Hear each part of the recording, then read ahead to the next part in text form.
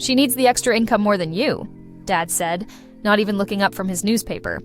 Do, Lisa, my father said. You have your accounting job.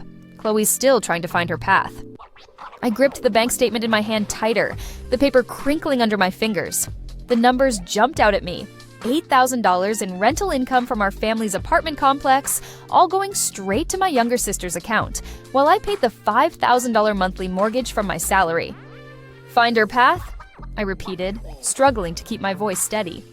She's been finding her path for the past 2 years, while I've been working 60-hour weeks to cover the mortgage payments.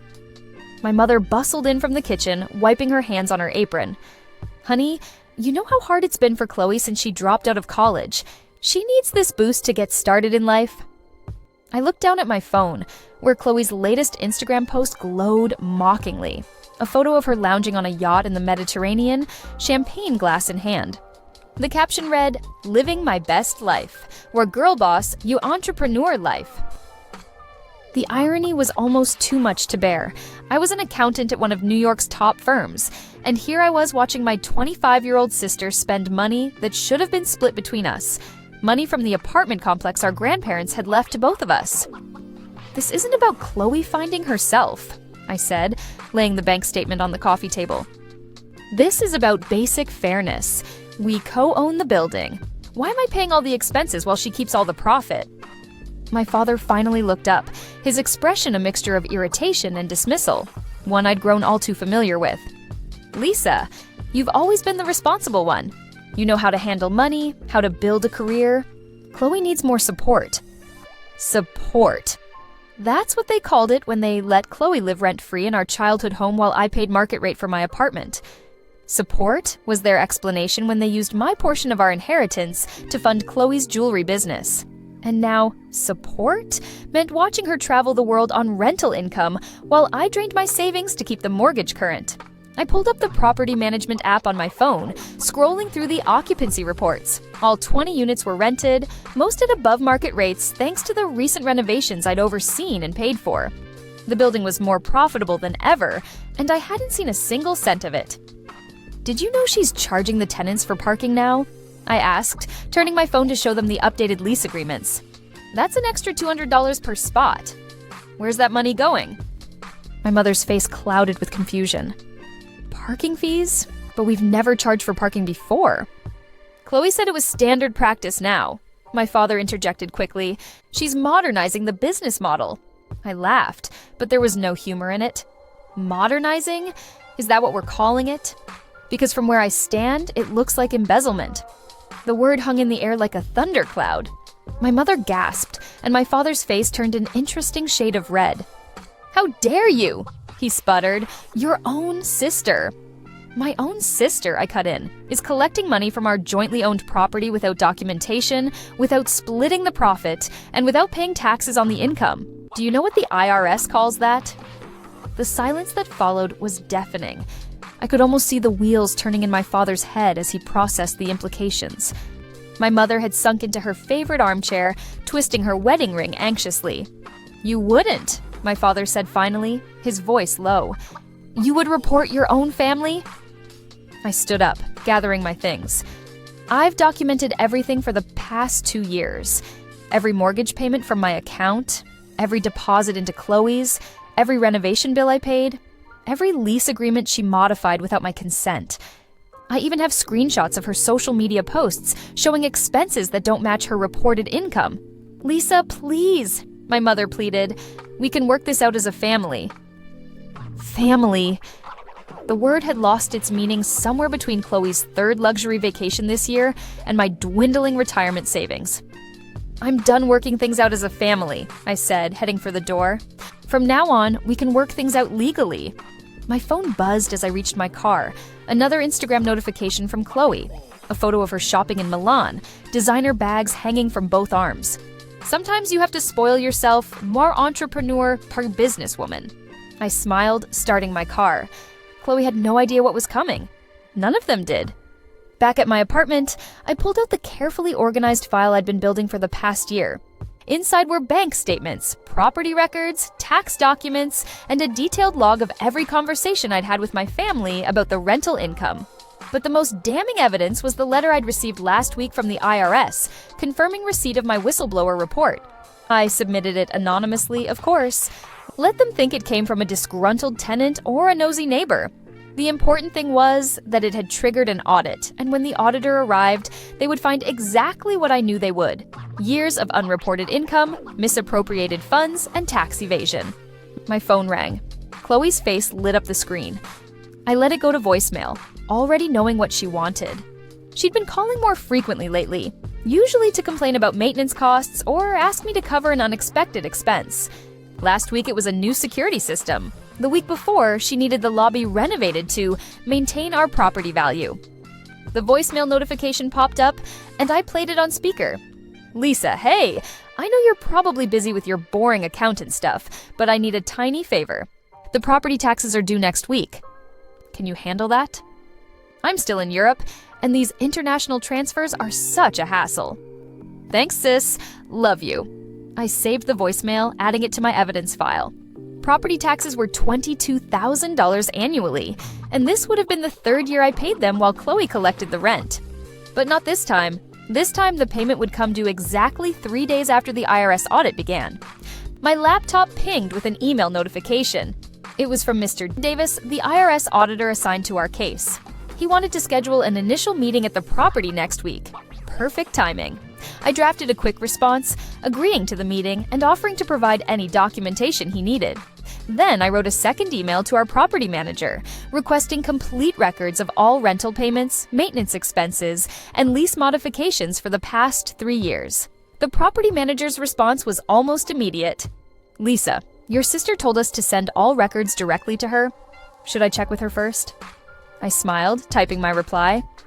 "As co-owner of the property, I have an equal right to all records. Please send them to me immediately, and in the future, any changes to property management must have my written approval." Attached to my email was a copy of the property deed showing my 50% ownership stake. Let Chloe try to block this request. It would only add to the evidence of her financial misconduct. My phone buzzed again, a text from my mother. "Please call us. We need to talk about this as a family." I ignored it, focusing instead on organizing my documentation for the upcoming audit. They had 2 years to talk about this as a family, 2 years of watching Chloe spend money that should have been shared, of listening to their excuses about why she deserved it more than I did. Now, it was time for someone else to look at the numbers, someone who wouldn't be swayed by family ties or emotional manipulation, someone who would see exactly what I'd seen. A clear pattern of financial abuse masked as family support. I opened my spreadsheet detailing the property's finances. The numbers told a compelling story. Monthly rental income, $118,000 parking fees, 20 spots x $200, $4,000 total monthly revenue, $122,000 expenses, mortgage paid by Lisa, $5,000 insurance paid by Lisa, $800 maintenance paid by Lisa, $200 property taxes paid by Lisa, $2,000 total monthly expenses, $9,000 total monthly profit taken by Chloe, $113,000. The disparity was stark, and that was before factoring in the renovations I funded or the additional fees Chloe had implemented without my knowledge. The IRS would have a field day with this. My doorbell rang, startling me from my calculations. Through the peephole, I saw my father standing in the hallway, his face set in the stern expression he used when he thought he could intimidate me into compliance. I didn't open the door. "Lisa," he called out, knocking again. "We need to talk about this. You're making a huge mistake." I sat back down at my desk, putting on my noise-canceling headphones. As he continued to knock, the only mistake I'd made was letting this go on for so long. But that was about to change. My laptop pinged again, another email from Mr. Davis confirming our meeting for next Tuesday at 9 a.m. I marked my calendar, adding a reminder to bring copies of all my documentation. Let Chloe enjoy her European shopping spree. Let my parents try to guilt me into backing down. In 1 week, everything would change, and no amount of family pressure could stop what was coming. The truth was in the numbers, and numbers don't lie, no matter how much my family wished they would. The day before the IRS audit, Chloe finally came home from Europe. I watched through my office window as her taxi pulled up to the apartment complex, designer luggage spilling out of the trunk. She looked tanned and carefree, chatting animatedly on her phone as the driver struggled with her bags. "You won't believe what Lisa's doing," I heard her say as she passed beneath my window. "She's being completely unreasonable about the property taxes. I mean, she's an accountant. She knows how to handle these things." I smiled, turning back to my computer where Mr. Davis's final confirmation email waited. 9:00 a.m. tomorrow. Chloe had no idea she'd returned just in time for the storm. My phone lit up with a text from our property manager. "Your sister is asking for the rental payment records. Should I send them?" "Yes," I replied. "Send her exactly what you sent me. Let her see the paper trail. Let her realize what she'd done." Within an hour, my father was calling.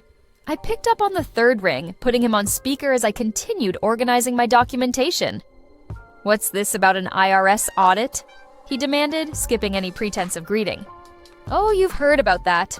I kept my voice casual. "Yes, they're doing a routine check of the property's finances tomorrow morning.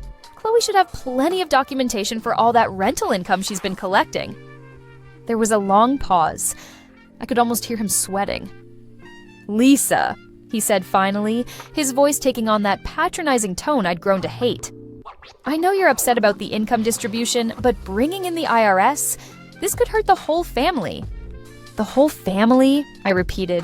Like I've been hurt watching my savings disappear while Chloe posts about her 4th vacation this year. That kind of hurt, you know? "That's different." "No, Dad, it's not different. It's actually very simple. Either Chloe reports her income and pays her taxes like everyone else, or she faces the consequences. That's how the real world works." "We can fix this internally," he pleaded. "Your mother and I will make sure Chloe starts sharing the rental income. We'll set up a proper agreement." I glanced at my evidence file, thinking of the 2 years of meticulous records it contained. It's too late for that. The audit starts at 9 a.m. tomorrow. I suggest Chloe brings all her financial records, if she's kept any. After I hung up, the calls started pouring in. Chloe, my mother, even my aunt tried to reach me. I silenced my phone and focused on my final preparations. At 8:30 the next morning, I arrived at the apartment complex to find my entire family waiting in the lobby. Chloe looked significantly less relaxed than she had yesterday, her designer outfit contrasting sharply with her worried expression. My parents stood on either side of her like guards protecting their precious investment. "Lisa." My mother stepped forward, wringing her hands. "Please, can we talk about this before the auditor arrives?" "We've had 2 years to talk about this," I replied, checking my watch. "The auditor will be here in 20 minutes. I hope everyone has their documentation ready." Chloe's face paled. "Documentation?" "Yes, Chloe. Records of all the rental income you've collected, receipts for expenses, tax forms. You have been keeping records, haven't you?" She glanced desperately at our father, who stepped forward with a folder. "We have bank statements," he said firmly, "and Chloe's willing to work out a new arrangement for the income distribution going forward." I raised an eyebrow. "Going forward? What about the past 2 years of unreported income, the unauthorized fees, the tax evasion?" "Tax evasion?" Chloe's voice rose to a squeak. "Dad, you said the rental income was exempt because it's a family property." I almost felt sorry for her. Almost. "There's no such thing as a family property exemption," I said, watching my father's face redden. "Every dollar of rental income should have been reported and taxed. But you knew that, didn't you, Dad? That's why you let Chloe take all the money, so it wouldn't show up on your tax return." The lobby doors opened, and Mr. Davis walked in, briefcase in hand. He looked exactly like his LinkedIn photo, precise, professional, and utterly immune to family drama. "Good morning," he said, glancing around at our tense group. "I'm here for the audit of property income and expenses. Who am I speaking with?" "I'm Lisa Mitchell." I stepped forward, extending my hand. "Co-owner of the property. This is my sister Chloe, the other co-owner, and her parents." Mr. Davis nodded, consulting his notebook. "I received your initial documentation, Ms. Mitchell. Very thorough. Ms. Chloe Mitchell, do you have your records ready as well?" Chloe clutched her designer purse, looking like she might be sick. "There's been a misunderstanding about the record-keeping requirements." "A misunderstanding?" Mr. Davis raised an eyebrow. According to our preliminary investigation, you've been collecting approximately $113,000 annually in rental income, none of which has been reported on your tax returns. That's quite a significant misunderstanding. My mother gasped. My father looked like he'd swallowed something unpleasant. And Chloe finally seemed to understand the magnitude of what she'd done. "I can explain," she started, but Mr. Davis held up a hand. "Please save your explanations for the formal interview. For now, I'll need to see any documentation you have regarding the property's income and expenses for the past 3 years." I opened my briefcase and handed over my file. "Here's everything from my end. Mortgage payments, maintenance costs, property taxes, insurance premiums, all paid from my personal accounts while Chloe collected the rental income." Mr. Davis took the file, nodding appreciatively at its organization. Then he turned to Chloe. "And your records, Ms. Mitchell?" Chloe's designer bag suddenly seemed very small and empty. I might need some time to gather everything." "Of course," Mr. Davis said, his tone professional but unyielding. "In the meantime, we'll begin by reviewing these records and interviewing each party separately. Shall we start with you, Ms. Chloe Mitchell?" As Mr. Davis led my sister toward the office, I caught a glimpse of her face. The carefree Instagram influencer was gone, replaced by someone who finally understood that actions have consequences. My father grabbed my arm as I turned to follow them. "You can still stop this," he hissed. "Tell them it was a mistake." I gently removed his hand. "The only mistake," I said quietly, "was thinking you could keep this going forever." The audit was about to begin, and I had front row seats to watch 2 years of financial manipulation finally come to light. Sometimes justice comes with a calculator and a badge, and I was more than ready for the show. The audit took 4 hours. I sat in the building's lobby, watching tenants come and go while various family members were called in for questioning. Chloe's interview lasted the longest, nearly 2 hours of what I imagined were increasingly desperate explanations for her missing documentation. My mother emerged from her interview in tears, my father livid. Ash and after his, but it was the property manager's revelations that truly broke things open. "Ms. Mitchell instructed me to create 2 sets of books," she told Mr. Davis, shooting an apologetic glance my way. "One showing minimal income for tax purposes, and another tracking the actual rental payments. She said it was a family arrangement." I almost felt bad for her, almost. But she'd been complicit in this scheme for 2 years, helping Chloe hide income that should have been split between us. Around noon, Mr. Davis called me in for my interview. The office was strewn with papers, bank statements, lease agreements, and printouts of Chloe's social media posts showing expenses that far exceeded her reported income. "Your documentation has been invaluable, Ms. Mitchell," Mr. Davis said, gesturing for me to sit. "But I have to ask, why wait 2 years to report this?" I thought about those 2 years, the overtime hours, the drained savings, the constant gaslighting from my family about how Chloe needed the money more than I did. "I needed proof," I said simply, "undeniable evidence that this wasn't just a misunderstanding or a temporary arrangement. I needed everyone to see exactly what was happening."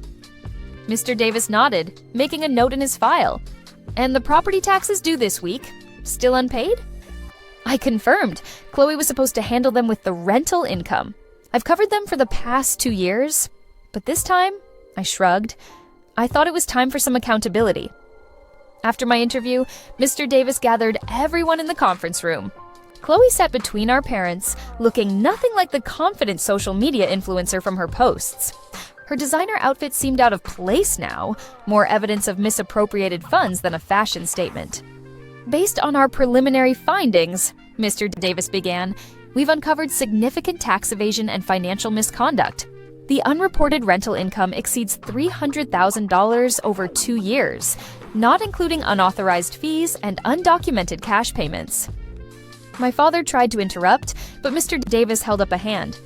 "Additionally, we found evidence of deliberate misrepresentation of income, improper use of business funds for personal expenses, and failure to maintain required financial records." Chloe burst into tears. "I didn't know. Dad said it was okay because it was family property." Mr. Davis's expression remained neutral. "Ignorance of tax law is not a defense, Ms. Mitchell.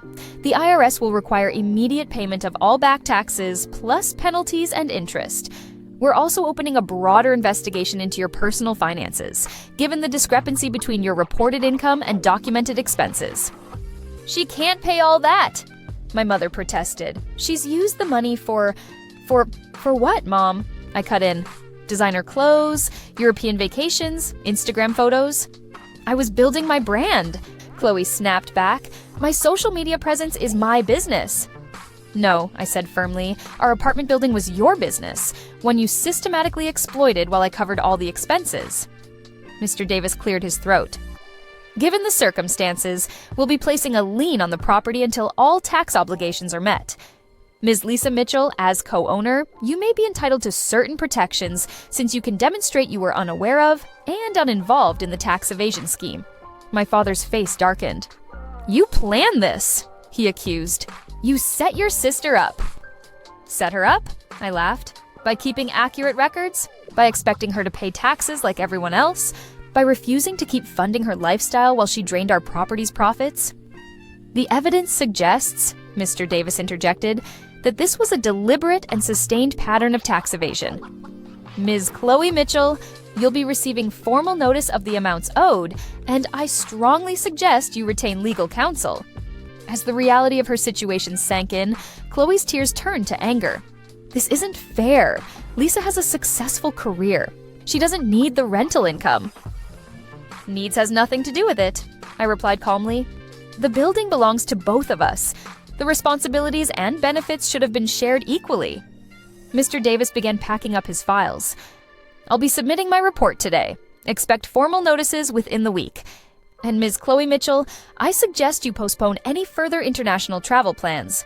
After he left, the conference room fell into heavy silence. My mother was quietly crying. My father stared out the window, his jaw clenched. And Chloe sat there scrolling through her phone, probably realizing how many luxury purchases she documented on social media would be used as evidence against her.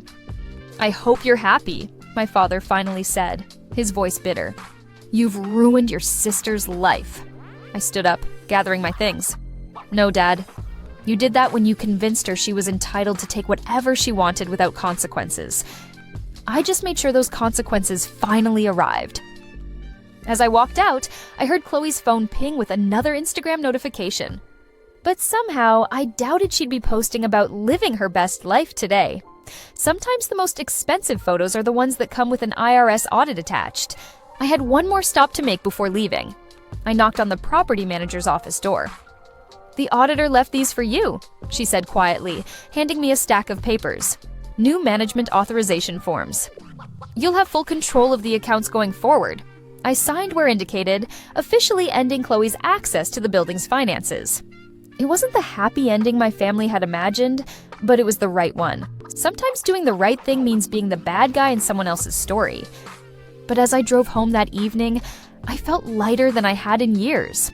The property taxes would still need to be paid, the building still needed managing, and my family would probably never forgive me. But at least now everything was in the open, documented in black and white, impossible to dismiss or explain away. Sometimes justice comes with an audit trail, and I had 2 years' worth of receipts to prove it. 6 months after the audit, I sat in my office reviewing the building's quarterly financial reports. Everything was different now. Transparent, organized, properly documented. The property was more profitable than ever, though this time the profits were being fairly distributed and properly reported. Chloe had been forced to sell her designer wardrobe to pay the initial tax penalties. Her Instagram following had dropped dramatically after she could no longer maintain the illusion of a jet-setting lifestyle. Last I heard, she'd moved back in with our parents and taken a job as a social media coordinator for a local boutique, one where she couldn't access the company funds. My phone buzzed with a text from my father. "Your mother's birthday dinner is next week. She'd like you to come." I hadn't spoken to them outside of necessary business communication since the audit.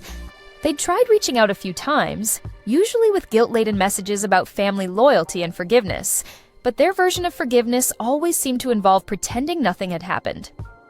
"Thank you for the invitation," I texted back, "but I have other plans." My other plan actually involved meeting with a real estate agent. The apartment complex was doing so well that I was looking at acquiring a second property, this time solely in my name.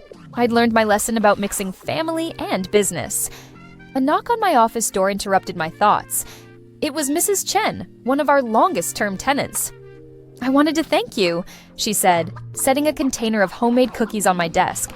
"The new security system you installed makes such a difference, and the maintenance team actually shows up when we call now."